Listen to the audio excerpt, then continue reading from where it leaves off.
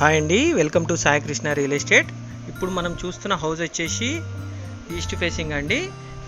మనం లోపలికి వెళ్తున్నామండి. ఇప్పుడు చూసుకుంటే ముందు వచ్చేసి 15 ఫీట్ రోడ్ అండి. ఈ కార్ పార్కింగ్ ఏరియా అండి. మనకు రైట్ సైడ్లో బోర్ ఉందండి. మొత్తం ఇది మనము చూసుకుంటే బోర్ బ్యాక్ సైడ్ సంపు ఇవ్వడం జరిగింది. పైన మొత్తం బాల్కనీ మొత్తం మీకు కార్ పార్కింగ్ స్పేస్ అంతా మీకు సీలింగ్ చేయడం జరిగింది. మీకు ఇందులో గ్రానైట్ వేసి ఇస్తున్నారు. కార్ పార్కింగ్లో మీకు లోపలిగా వెళ్ళగానే మనకు హాల్ అండి. ఇది చాలా పెద్దగా ఉంది. హాల్ కూడా చూసుకోండి. మీకు రైట్ సైడ్లో గల్లీ అండి, చుట్టూ తిరగడానికి గల్లీ ఇవ్వడం జరిగింది. హాల్ చాలా విశాలంగా ఉంది. మొత్తం టేక్ వాడారండి, ప్రీమియం టేక్ వాడారు. మీకు డోర్స్ కానీ కిటికీలు కానీ మొత్తం టేక్ అండి. మొత్తం జిప్సమ్ బోర్డ్ సీలింగ్ అండి.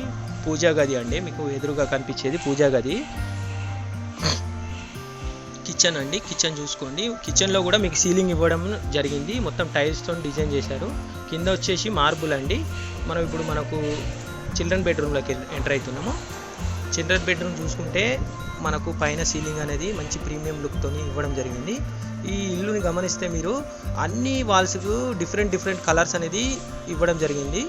మీకు ఇందులో మీకు అటాచ్డ్ వాష్రూమ్ ఇండియన్ ఇచ్చారండి.